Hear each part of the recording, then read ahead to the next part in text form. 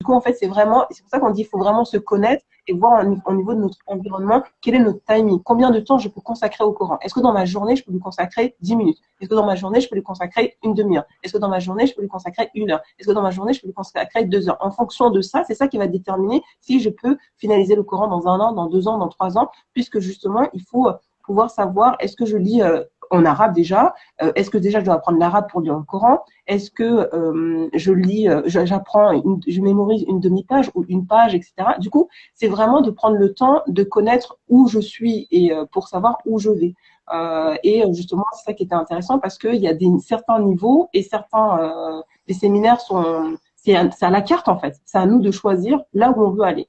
Du coup, c'est l'objectif, c'est d'apprendre le Jus Savak, bah, tu apprends le Jus Savak. Si ton objectif, c'est juste d'être dans la lecture et améliorer ta fluidité, bah, tu vas améliorer ta fluidité. Ou c'est juste apprendre l'arabe avec justement les cours de Nahaya, bah, tu as 3 mois de cours avec son institut qui va justement t'aider à améliorer déjà ton arabe pour justement rentrer dans le Coran, puisqu'il faut l'arabe pour lire le Coran.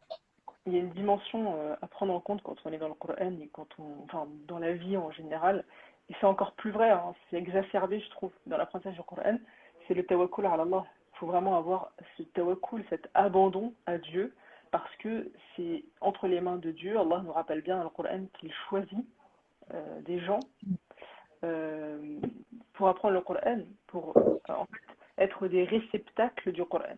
C'est-à-dire que Allah a juré qu'il allait sauver et protéger cette religion, protéger ce Coran. Et une des façons de protéger ce Coran, c'est le fait qu'il soit appris par cœur depuis des siècles par des individus. Ces individus, peu importe, ça peut être des gens qui sont aveugles, il y en a plein, des gens qui ont un handicap, ça va être des gens qui ont une vie, voilà, on se dit, mais ces gens-là n'ont pas de temps pour eux, ils ont réussi à prendre le Coran, ça va être des gens qui ont tout le temps devant eux. En fait, il y a aucune discrimination dans le Coran.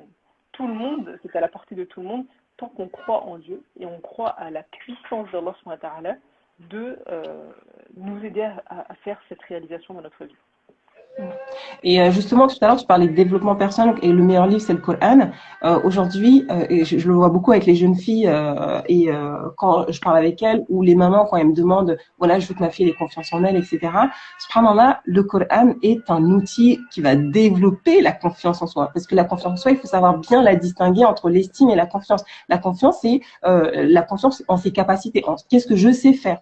Si justement j'arrive à mémoriser un juice, 2 juices, bah, j'ai confiance en moi parce que j'ai eu cette capacité de mémoriser ce juice-là. Alors que l'estime, c'est l'image que j'ai de moi, comment je me vois, comment les autres se renvoient sur moi, etc. Et du coup, lorsqu'on apprend, on a une très bonne image de nous parce qu'on dit, machallah, j'ai réussi à apprendre ce Coran, etc. Je trouve ça beau en fait parce que il faut qu'on prenne conscience que si on n'arrive pas à entrer, bah, finalement, il faut qu'on se pose des questions et revoie et être encore plus persévérant en fait. Il faut vraiment qu'on se donne les moyens de. C'est intéressant ce que tu dis par rapport à la confiance en soi, parce que c'est une notion, je trouve, qui est un peu trouble. La confiance en soi, c'est quelque chose qui vient, qui part. Parfois, dans notre vie, on a énormément confiance en nous, parce que, alhamdoulilah, on va avoir l'éducation, l'assise parentale. On ne part pas tous avec les mêmes chances dans la vie, donc il y a des gens qui vont avoir cette carence. Et chez les femmes, malheureusement, il y a très peu de femmes qui ont une confiance en elles qui va être bien assise. Mais il ne faut pas oublier que plus notre confiance en Dieu est forte, plus notre confiance en nous va augmenter.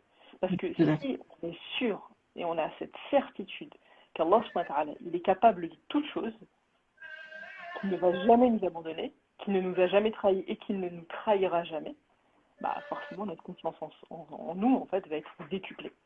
Ensuite, il y a autre chose par rapport à ce que tu disais, c'est une réalisation au Coran. C'est-à-dire que moi, je vous recommande, par exemple, si vous avez décidé d'apprendre le Coran, ne commencez pas par Surat al-Baqarah. Apprenez des sourates courtes. Et au fur et à mesure, bah, vous avez vu, les enfants nous disent parfois, moi je connais 20 sourates, je connais 25 sourates. C'est des toutes petites sourates, mais ils sont très fiers d'eux. Ils ont raison d'être fiers. Et il faut être comme ça. Il faut se dire, voilà, cette année j'ai appris 2 hizb, 5 hizb, peu importe. Mais c'est des réalisations, il faut être fier de ça. C'est des petites victoires et c'est avec les petites victoires qu'on finit le Coran. Donc c'est un chemin, c'est des étapes. Tout à l'heure, il y a quelqu'un qui parlait de la méditation et je trouve ça intéressant parce que il y a des étapes dans le Coran. Il y a un moment où vous allez être à fond dans la mémorisation, d'autres dans la révision. Et il ne faut pas négliger ces étapes-là. Et puis, à un moment dans votre vie, peut-être quand vous aurez fini, ou quand vous aurez fini tout simplement votre objectif, vous serez que dans la méditation, peut-être. Donc, voilà, il y a des étapes.